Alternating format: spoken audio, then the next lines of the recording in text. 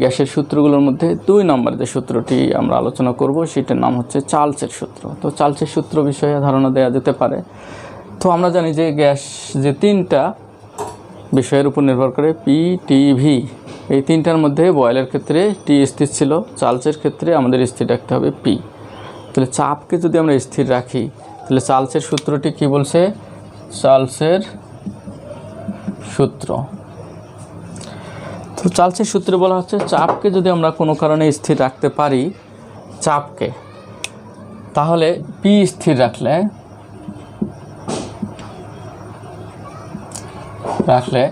আমরা যার মধ্যে সম্পর্ক পাবো সেটা হচ্ছে ভি আর টি এর মধ্যে।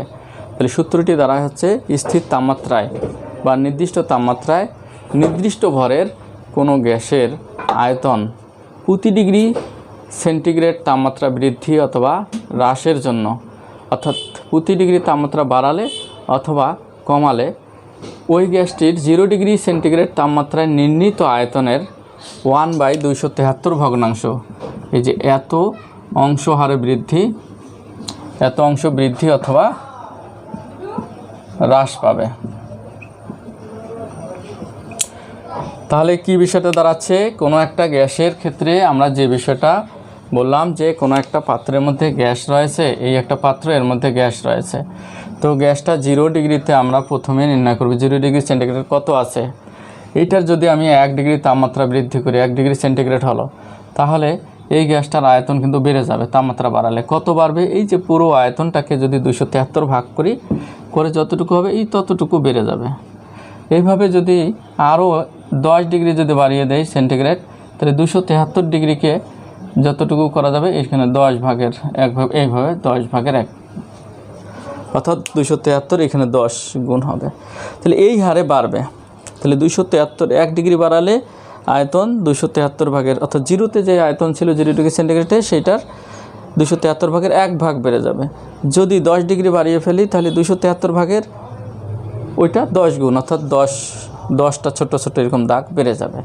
আবার যদি কমিয়ে দেই আমি, তাহলে তাপমাত্রা যদি কমানো হয় -1 ডিগ্রিতে যদি চলে আসে, তাহলে 0 থেকে 1 কমে গেল, তখন যে আয়তনটা আছে তার চেয়ে একটু কমে গেল, অর্থাৎ 273 ভাগের 1 ভাগ কমে যাবে। অর্থাৎ এই হারে কমবে অথবা বাড়বে। তাপমাত্রা বাড়ালে বাড়বে, তাপমাত্রা কমালে কমবে। এটাই বলা হচ্ছে চার্লসের সূত্র। তো এই সূত্রটাকে আমরা যদি একটু গাণিতিক রূপ দিতে চাই তাহলে কি হবে? তো গাণিতিক রূপ দিতে গেলে মনে করে নিলাম, মনে করি নির্দিষ্ট ভরের কোনো একটা গ্যাসের আয়তনটা হলো, নির্দিষ্ট ভরের কোনো গ্যাসের আয়তনটাকে আমরা ধরে নিলাম ভি, আর তাপমাত্রাকে ধরলাম আমরা, চাপটাকে ধরলাম আমরা পি, এটা ধরে নিলাম। তো পি তো স্থির থাকবেই। তো এখন যদি আমরা 0 ডিগ্রি সেন্টিগ্রেড গ্যাসটির আয়তন ধরে নেই, যে গ্যাসটির 0 ডিগ্রিতে কিন্তু আয়তনটা এখান থেকে শুরু, গ্যাসটির আয়তন আমরা ধরে নিলাম যে V0 সেন্টিমিটার কিউব বা মিলিলিটার। এইটা যদি হয় তাহলে ওরা বলতেছে যে চাপ যদি এইটা যদি স্থির রাখা হয়, স্থির চাপ, তাহলে 1 ডিগ্রি আমি বাড়িয়ে দিলাম, 1 ডিগ্রি সেন্টিগ্রেডে গ্যাসটির আয়তন কি হবে? এই V0 যে আয়তনটা ছিল সেইটার 273 ভাগের 1 ভাগ বাড়বে। V0টা তো থাকবেই, প্লাস V0 এর 1/273, এই যে এত সেন্টিমিটার কিউব। তো এখানে এর মানে তো গুণ, আমরা এইখানে কী করতে পারি 1/273, এখানে V0 সেন্টিমিটার কিউব। এইভাবে যদি 10 ডিগ্রি বাড়াই তাহলে এখানে 10 গুণ। এভাবে বাড়াতে বাড়াতে যদি আমি 273 ডিগ্রি সেন্টিগ্রেড তাপমাত্রা বাড়িয়ে দেই গ্যাসটার আয়তন, তাহলে এই জায়গায় হবে 1 + 273 আর নিচে হচ্ছে 273 V0 সেন্টিমিটার কিউব। তাহলে এইখানে কাটা গেলে 1 1 2 হচ্ছে 2 V0 সেন্টিমিটার কিউব। তাহলে 273 ডিগ্রি, তাহলে আমরা এই কথাটা বলতে পারি যে 273 ডিগ্রি সেন্টিগ্রেড তাপমাত্রায় যদি কোনো একটা গ্যাসটার আয়তন কি হলো? আয়তন দ্বিগুণ হয়ে যায়। এটা কিন্তু আমাদের কথা না, এটা হচ্ছে চার্লসের মতে গাণিতিকভাবে আমরা পেলাম যে এটা গ্যাসটার আয়তন দ্বিগুণ হবে। অনুরূপভাবে আমরা যদি আবারও একই কাজ করি, আমরা যে এবার কমাবো আবার, মনে করে নিচ্ছি যে 0 ডিগ্রি সেন্টিগ্রেডে গ্যাসটার আয়তন আছে V0, স্থির তাপমাত্রা, স্থির চাপে কিন্তু। এবার -1 ডিগ্রি সেন্টিগ্রেডে যদি গ্যাসটার আয়তন হয় তাহলে এবার তো কমে যাবে, তাহলে এই জায়গাটাতে আমাদের এবার কিন্তু মাইনাস আসতেছে। তাহলে 0 ডিগ্রি সেন্টিগ্রেডে গ্যাসটির আয়তন যদি V0 সেন্টিমিটার কিউব হয়, তাহলে -1 ডিগ্রি সেন্টিগ্রেডে গ্যাসটার আয়তন, তাহলে V0 মানে আদি আয়তন যেটা ছিল সেটা থেকে ওই পরিমাণ 273 ভাগের 1 ভাগ কমে যাবে, তাহলে এইটা হবে। তো এইটা আমাদের হিসাব করলে এখানে মাইনাস আসবে। আবার যদি আমি মাইনাস করতে করতে -273 ডিগ্রি সেন্টিগ্রেডে নিয়ে যাই তাহলে কিন্তু আমাদের এইটা হচ্ছে। তো যদি এইটা হয় তাহলে দেখো এইটা কাটাকাটি গেলে এখানে 1, এখানে 1, তাহলে কাটাকাটি গেলে এখানে কিন্তু 1 আর 1 কাটা গেলে হয় 0, তাহলে 0। তাহলে -273 ডিগ্রি সেন্টিগ্রেডে গ্যাসটির আয়তন কি হয়? 0 হবে, 0 হবে। এই যে 0 হলো গ্যাসের আয়তন, এইটা কিন্তু বাস্তবে 0 হওয়া কখনোই সম্ভব না। গ্যাসকে যখন ঠান্ডা করা হয় তখন আস্তে আস্তে ওইটা একসময় তরল হয়ে যায়, তরল হয়ে তার একটা আয়তন তৈরি হয়, অথবা কঠিন হতে পারে, কঠিন হলে তার একটা আয়তন থাকে, কখনোই 0 হয় না। এইটা কোনো আলাদিনের জাদু না যে একেবারে এরকম লাগাই দিল 0 হয়ে গেল। তাহলে কোনো একটা গ্যাসকে পাত্রের মধ্যে নিলাম, -273 চলে গেল, সেটা কিছুই নাই। তাহলে যদি 0 হতো তাহলে এটা কিন্তু আমরা বলবো যে এটা তাত্ত্বিকভাবে সম্ভব, অর্থাৎ খাতা কলমে সম্ভব, তাত্ত্বিকভাবে 0 হওয়া সম্ভব, 0 হয়, বাস্তবে নয়, বাস্তবে নয়। বাস্তবে হলে পদার্থের অস্তিত্ব থাকতো না, অর্থাৎ পদার্থ ধ্বংস হয়ে যেত। তার মানে পদার্থ থাকতোই না, তাহলে পদার্থ ধ্বংস হয়ে গেলে ক্রমান্বয়ে সব কিছুই শীতলতম স্থানে ধ্বংস হয়ে যেত। তো এটাকে বলা হচ্ছে তাত্ত্বিকভাবে যে কোনো গ্যাসের আয়তন 0 হতে পারে। এখন কথাটা হলো যে চার্লসের সূত্রে কিন্তু মূল কথা এইটাই। তো এইখান থেকে একটা বিষয় চলে আসছে, সেই কথাটা হচ্ছে যে তাপমাত্রায়, তাহলে বলা হচ্ছে যে তাপমাত্রায় কোনো গ্যাসের আয়তন 0 হয়ে যায়, যে তাপমাত্রায় কোনো গ্যাসের আয়তন 0 হয়ে যাচ্ছে, এটা বাস্তবে না, এটা তাত্ত্বিকভাবে, তাত্ত্বিকভাবে। এটা কার মতে? এটা বলা হচ্ছে চার্লসের মতে, চার্লসের মতে। তাহলে বিজ্ঞানী চার্লসের মতে যে তাপমাত্রায় কোনো গ্যাসের আয়তন তাত্ত্বিকভাবে 0 হয়, হ্যাঁ 0 হয়, ওই তাপমাত্রাকে পরম শূন্য তাপমাত্রা বলে, ওই তাপমাত্রাকে পরম শূন্য তাপমাত্রা বলে, এটা বলে। অর্থাৎ এই তাপমাত্রায় পদার্থ অস্তিত্বহীন হয়ে যায়। তাহলে -273 ডিগ্রি সেন্টিগ্রেডকেই পরম শূন্য তাপমাত্রা বলে, এই -273 ডিগ্রি সেন্টিগ্রেড তাপমাত্রা। তাহলে পরম শূন্য তাপমাত্রা কাকে বলা হচ্ছে? -273 ডিগ্রি সেন্টিগ্রেড তাপমাত্রাকেই পরম শূন্য তাপমাত্রা বলা হয়। তো এই কোনো একটা পদার্থের যদি তাপমাত্রা পরম শূন্য হয় তাহলে এটা কিন্তু গাণিতিক হিসাব করতে গিয়ে অনেক জটিলতার সৃষ্টি হয়। এই ঋণাত্মক ভ্যালুটাকে অপসারণ করার জন্য বিজ্ঞানী লর্ড কেলভিন একটা সূত্র তৈরি করেছে, যেই সূত্রটাকে বলা হচ্ছে, মানে কেলভিন একটা স্কেল তৈরি করেছে, যেই স্কেলটাকে কেলভিন স্কেল বলা হয়। তো আমরা এখন এই কেলভিন স্কেলে যাওয়ার পথে আমরা একটা কাজ করব, সেটা হচ্ছে যে চার্লসের সূত্রে যেহেতু পি স্থির থাকলে, হ্যাঁ, তাহলে এটাকে পি স্থির থাকা মানে কি? আইসো বার, পি স্থির থাকলে আইসো বার বা সমচাপীয় এই বিষয়টা আসতেছে। তাহলে সমচাপীয় রেখা বা কার্ভ, এইটা কি জিনিস? আমরা যদি এটা খুঁজতে চাই তাহলে এটার যদি আমরা সংজ্ঞা নির্ধারণ করতে চাই তাহলে আমরা বলবো চার্লসের সূত্রানুসারে স্থির চাপে, হ্যাঁ, এই যে এটা হলো স্থির চাপে কোনো গ্যাসের আয়তন ও তাপমাত্রার মধ্যে সম্পর্ক স্থাপনকারী রেখাকে আইসোবার কার্ভ বলে। তাহলে আইসোবার কার্ভ আমরা কাকে বলবো? যে স্থির চাপে কোনো গ্যাসের আয়তন আর তাপমাত্রার মধ্যে যে সম্পর্ক স্থাপন করা হয় সেটাকে বলা হচ্ছে আইসোবার কার্ভ। তো এই আইসোবার কার্ভটা আমরা একটু আঁকার চেষ্টা করব। তাহলে আইসোবার কার্ভটা আমরা কিভাবে আঁকবো সেইটা একটু আঁকার জন্য আমরা একটু এই ধরনের একটা লম্বা একটা রেখা নিলাম, এটাকে ধরলাম এক্স অক্ষ, এরকম আমরা ধরলাম এটা ওয়াই অক্ষ, এটাকে ধরে নিলাম আমরা ওয়াই অক্ষ। তাহলে এক্স অক্ষে আমাদের কিন্তু তাপমাত্রা বাড়ালে আয়তন বাড়ে, তাপমাত্রা কমালে আয়তন কমে। তাহলে তাপমাত্রাটা স্বাধীন আর হচ্ছে আয়তনটা অধীন। তাহলে এই স্বাধীন তাপমাত্রাটাকে এই অক্ষে আমরা রাখবো। তো সেলসিয়াস তাপমাত্রাকে সাধারণত ছোটো হাতের টি দিয়ে প্রকাশ করা হয়ে থাকে। হ্যাঁ, এই পাশে আমি লিখবো টি ডিগ্রি সেলসিয়াস, এখানে আমরা কিন্তু সেলসিয়াস তাপমাত্রা দেখতেছি। তো এটা মূল বিন্দু, এটা হচ্ছে মধ্য মূল বিন্দুতে এখানে 0 0 ধরা হয়। তাহলে এটাকে আমরা ধরবো 0 ধরবো। হ্যাঁ, এটা মূল বিন্দুটা 0 0, মানে এ পাশেও 0 এ পাশেও 0, এটা 0।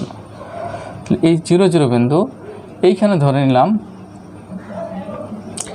0 ডিগ্রি সেলসিয়াস তাপমাত্রায় যে গ্যাসটার কথা বলা হয়েছিল, ওইখানে 0 ডিগ্রি সেলসিয়াস তাপমাত্রায় যে গ্যাসটা সেটার আয়তন ধরে নিলাম যে এই পরিমাণে আয়তন তার রয়েছে। এইটাকে ধরেছিলাম আমরা V0 সেন্টিমিটার কিউব আমরা ধরেছিলাম।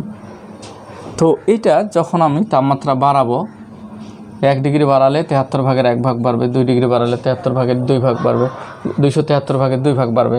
এরকম বাড়াতে বাড়াতে যখন আমি এখানে ধরো 100 ডিগ্রি সেলসিয়াস, কিন্তু এখানে ধরো 200 ডিগ্রি সেলসিয়াস, এখানে এসে 273 ডিগ্রি সেলসিয়াস।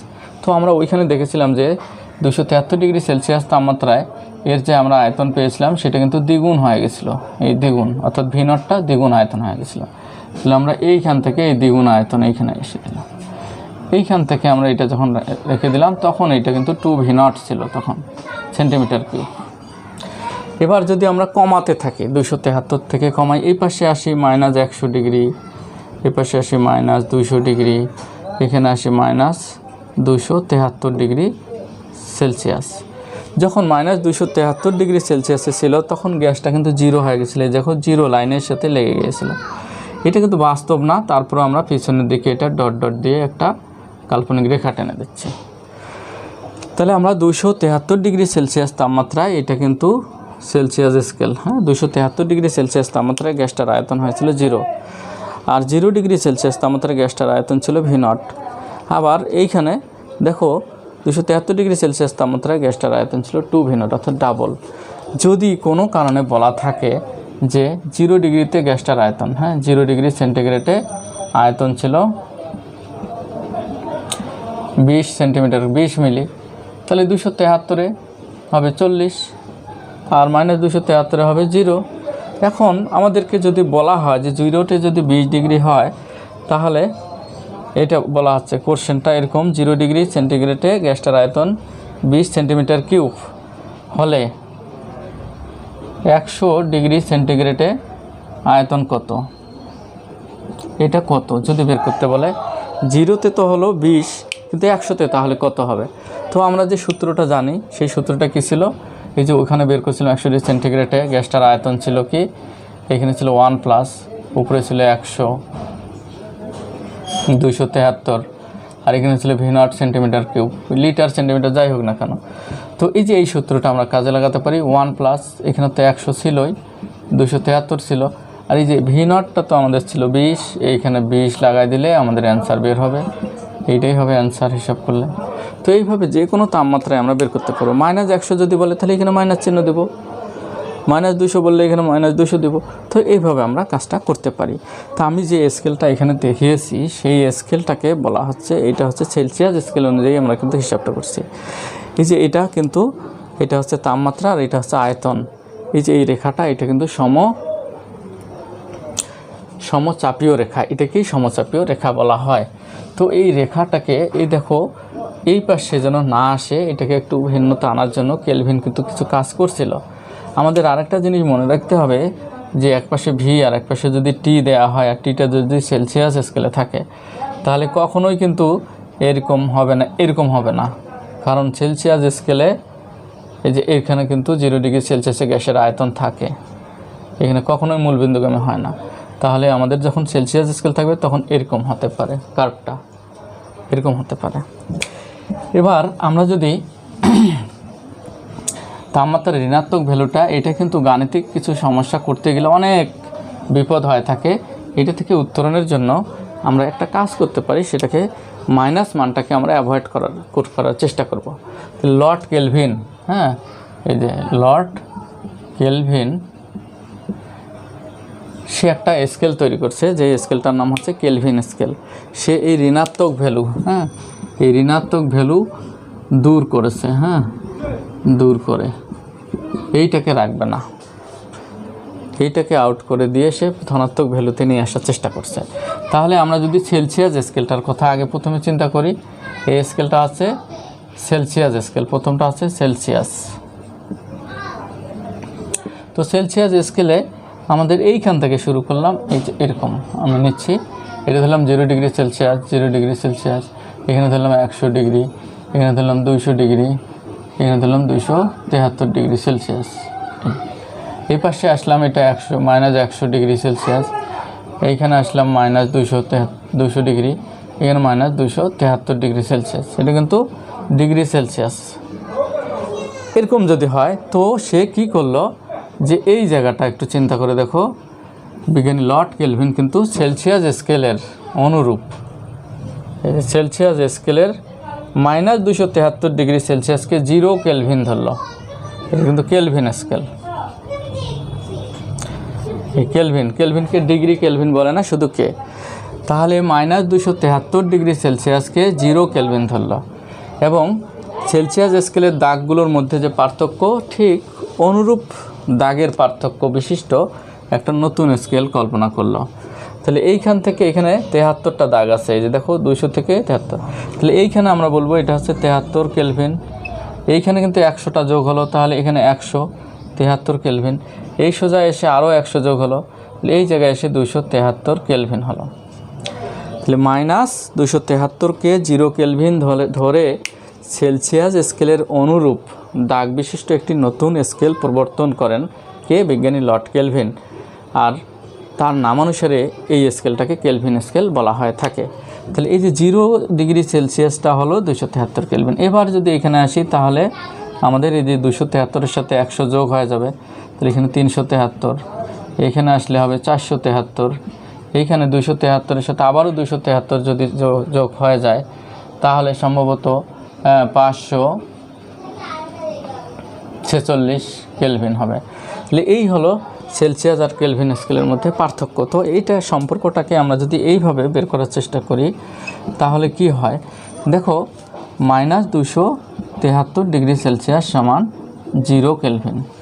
আবার দেখো 0 ডিগ্রি সেলসিয়াস সমান হচ্ছে 273 কেলভিন। আবার দেখো যদি আমি এখানে বলি 100 ডিগ্রি সেলসিয়াস সমান হচ্ছে 273 যোগ 100 কেলভিন, আমরা এরকম পাচ্ছি। তো অতএব আমরা এখানে কি বলতে পারি, টি ডিগ্রি সেলসিয়াস সমান হচ্ছে 273 প্লাস টি কেলভিন। এইটা হলো সম্পর্ক। তাহলে আমরা যে সম্পর্কটা পাচ্ছি, সেটা সব সময় আমরা পাচ্ছি যে সেলসিয়াস স্কেলে যেটা পাবো, সেটার সাথে সবসময় 273 জোড়া লাগাতে হবে। তো 273 জোড়া লাগালেই সেটা হবে কেলভিন স্কেল। তো কেলভিন স্কেলটাকে বড় হাতের টি দিয়ে প্রকাশ করা হয়ে থাকে। সেলসিয়াসকে সাধারণত এইটুকু অংশের জন্য, এই ডিগ্রি সেলসিয়াসকে ছোট হাতের টি আর কেলভিনকে বড় হাতের টি দ্বারা প্রকাশ করা হয়ে থাকে।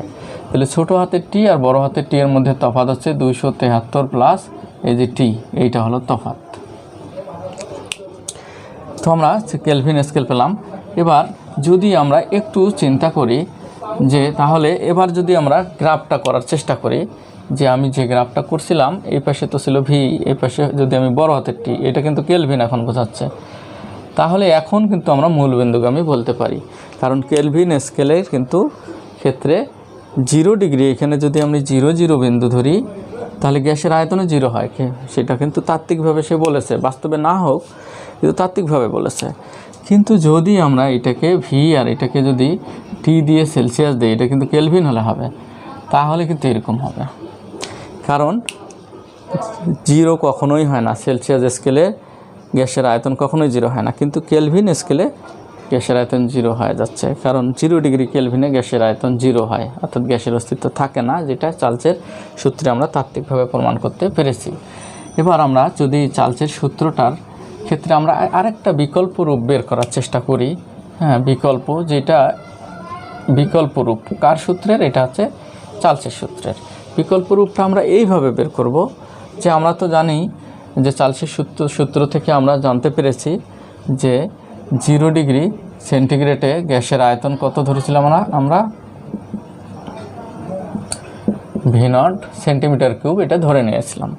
তো এটা যদি আমরা T1 ডিগ্রি সেন্টিগ্রেডে গ্যাসের আয়তন আমরা চিন্তা করি, তাহলে 1 প্লাস এখানে T1 273 V0 সেন্টিমিটার কিউব এরকম আসবে। আবার যদি আমি অন্য একটা তাপমাত্রায় T2 ডিগ্রি সেলসিয়াসে আমি গ্যাসটার আয়তন ধরি, তাহলে 1 plus T2 273 V0 centimetre cube আমরা বলতে পারি। তো এটা কিন্তু একটা আয়তন, এটাও একটা আয়তন। দেখো এই আয়তন আর এই আয়তন, এই আয়তনটাকে যদি আমরা ধরি V1 আর এই আয়তনটাকে যদি আমরা ধরি V2, এটা কিন্তু একটা আয়তন। T1 তাপমাত্রা একটা আয়তন, T2 তাপমাত্রা, মানে ভিন্ন দুইটা তাপমাত্রায় ভিন্ন ভিন্ন আয়তন পেলাম। তা আয়তনটাকে শর্টকাট আমরা V1 বা V2 লিখতে পারি। এখন V1 আর V2কে যদি আমরা কোনো কারণে এই যে ধরো V1 বাই V2 যদি বলি, তাহলে কিন্তু এইটা অনুপাত এইটা V আর V কাটা যাবে। সেই ক্ষেত্রে 1 প্লাস T1 273 আর এখানে হচ্ছে 1 প্লাস T2 273 আমরা বলতে পারি। তো আমরা যদি এটা গুণটুন করে থাকি, তাহলে এখানে 273 প্লাস T1 বলতে পারি, এখানেও বলতে পারি 273 প্লাস T2 বলতে পারি, আর 273 কাটা যাবে।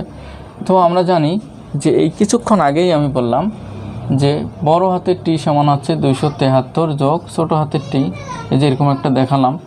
তাহলে দেখো 273 যোগ ছোটো হাতের T, এখানে 1 আছে, তাহলে এটাকে বড় হাতের T1 বলতে পারি, এটাকে বড় হাতের T2 বলতে পারি।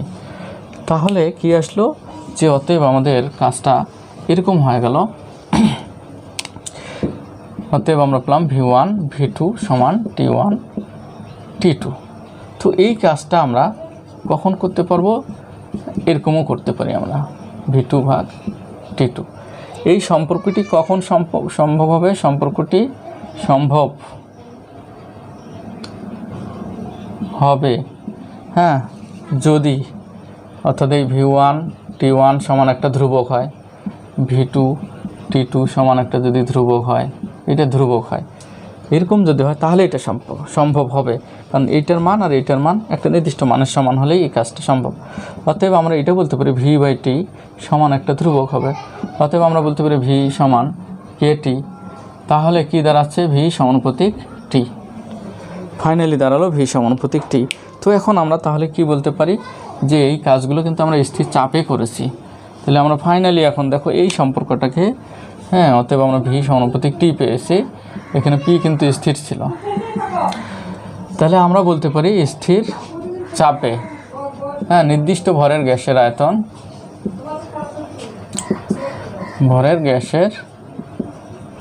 আয়তন, পরম তাপমাত্রার সমানুপাতিক, মানে কেলভিন তাপমাত্রার সমানুপাতিক, পরম তাপমাত্রার সমানুপাতিক। এই হলো চার্লসের সূত্রটার আরেকটা ভিন্ন রূপ। তাহলে আমরা ওইভাবেও বলতে পারবো চার্লসের সূত্র, এইভাবেও আমরা বলতে পারবো চার্লসের সূত্র।